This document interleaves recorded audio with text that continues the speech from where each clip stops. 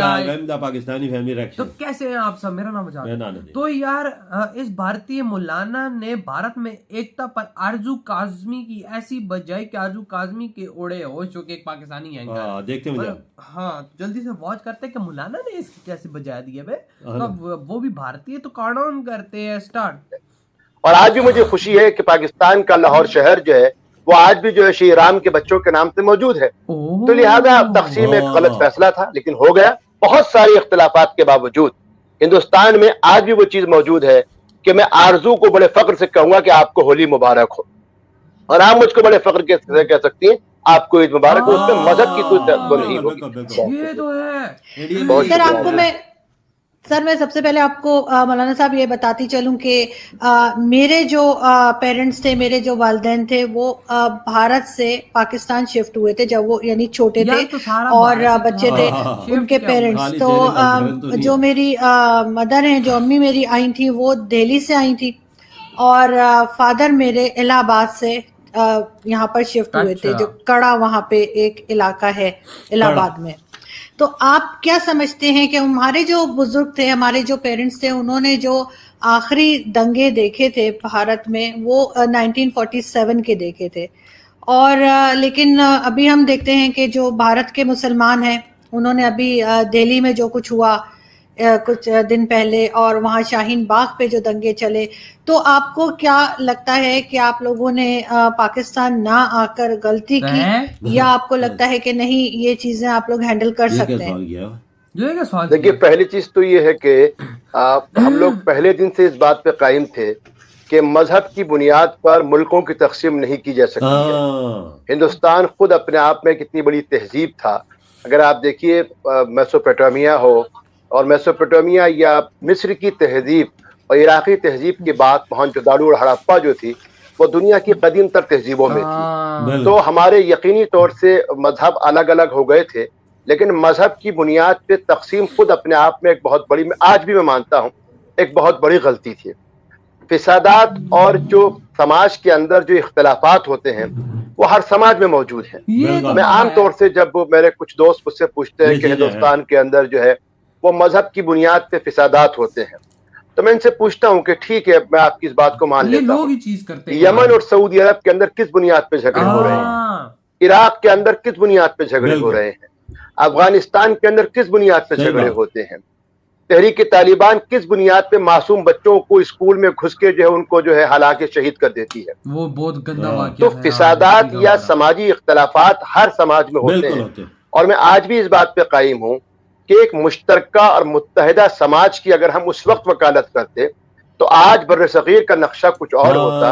आज बर्र-ए-सग़ीर यानी मुत्तहिद हिंदुस्तान पूरी दुनिया के अंदर एक आज भी काबिल हैसियत है। और मैं आज भी आरज़ू उस बात को बहुत सच्चाई के साथ मानता हूँ कि तकसीम ने दोनों तरफ के लोगों को जो है वो घाव दिए, जख्म दिए। मैं दहलवी हूँ, मैं जानता हूँ कि आपकी वालिदा जब यहाँ से गई होंगी, ये वही दहली है। मैं जामा मस्जिद के 300 मीटर के फासले पर रहता हूँ, लेकिन आज भी जामा मस्जिद की बुलंद मीनारों के पड़ोस के अंदर गौरी शंकर मंदिर आज भी मौजूद है। और आज भी मुझे खुशी है कि पाकिस्तान का लाहौर शहर जो है वो आज भी जो है श्री राम के बच्चों के नाम से मौजूद है।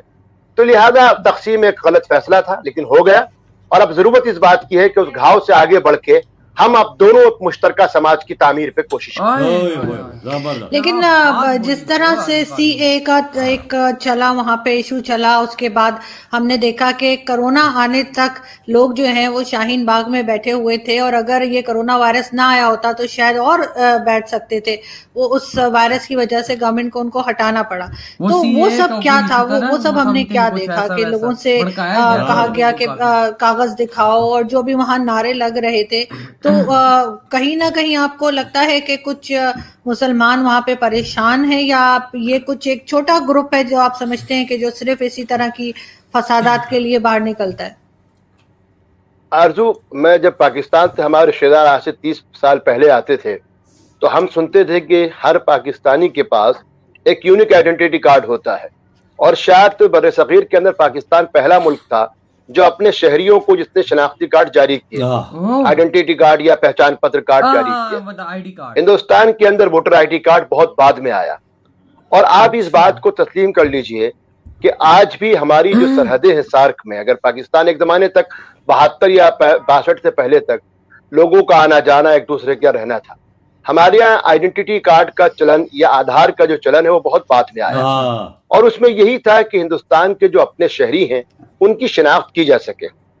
यकीनी तौर से हमने हुकूमत से, देखिए हर जमहूरी हुकूमत से अपने मुतालबात को करना मेरा जमहूरी हक है और हमने जमहूरी अंदाज से कहा।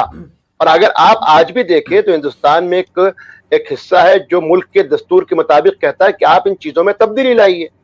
हमारे यहाँ अगर यानी किसान यानी ज़राअत को लेके कोई कानून आता है तो किसानों का एक तबका कहता है कि नहीं इसमें आपको तब्दीली करने की जरूरत है। अगर वुमेन बिल आता है तो औरतों का एक तबका कहता है इसमें तब्दीली की जरूरत है। शाहीन बाग था या सीएए जो भी तहरीक थी, मैं मानता हूँ लोगों को उससे मुतालबा था कि कुछ चीजें हुकूमत को तब्दील कर देनी चाहिए और हुकूमत ने उसमें कहा भी कि ठीक है हम इसमें तब्दील करेंगे शुमाल मशरिक़ी रियासतों में।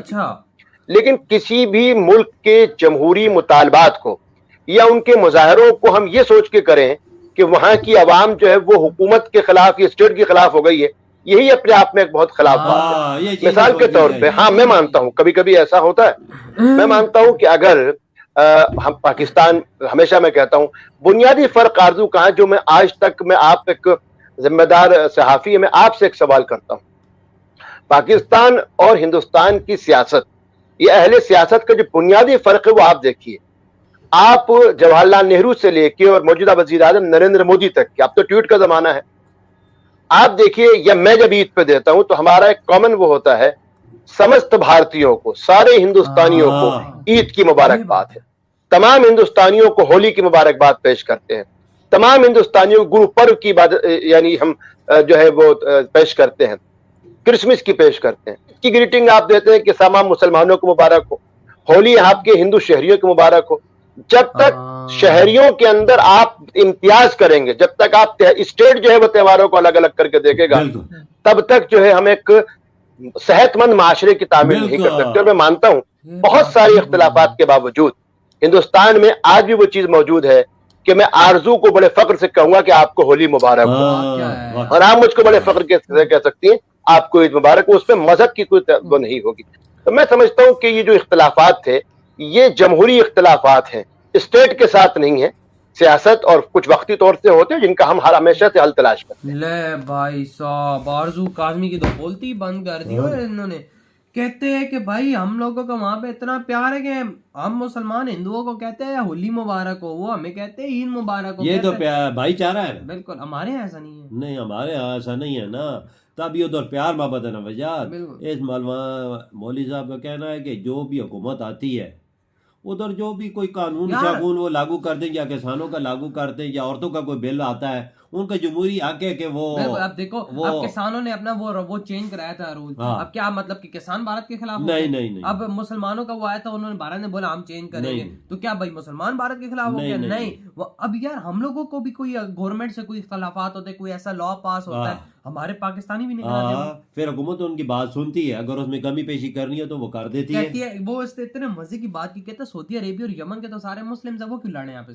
सही बात है। इराक में कहता है ये हर जगह होता है, और वाकई में ये बात सच है कि ये तो हर जगह ये मजहब के नाम पे कुछ लोग उठ जाते हैं और भाई ये बोलते हैं कि भाई हिंदू ने ये कर दिया, मुसलमान ने ये कर दिया, मारो एक दूसरे को। तो ये बातें गलत, ये कांग्रेस के टाइम पे बड़ी होती वजह। जब तक आप मसवाद पे यकीन नहीं करेंगे, नसब को साथ लेके नहीं चलेंगे, मुआशरा आगे नहीं निकलेगा। बिल्कुल भाई, बिल्कुल आपकी बात 100% मुआशरा कैसे कहते हैं? बिल्कुल, सब जितनी भी मजहब के लोग हैं उनको साथ देके चलना पड़ता है। बिल्कुल यही बात है। आप एक को बुरे, दूसरे को बुरा कहेंगे, तीसरे को बुरा कहेंगे, आप पे भी अंगली उठेगी। भाई यही बात है। और जिस तरह बीच में बात इन्होंने बोली है यमन और सऊदी अरब, बात तो ठीक बोली। हमारे यहाँ पाकिस्तान में भी लोग आते हैं एक दूसरे को मार जाते हैं, भारत में भी इसी तरह होता है। अगर गलती से किसी मुसलमान ने हिंदू को या हिंदू ने मुसलमान को मार दिया तो कुछ लोग उठ जाते हैं, मुसलमान को मार दिया, हिंदू को मार दिया, मारो।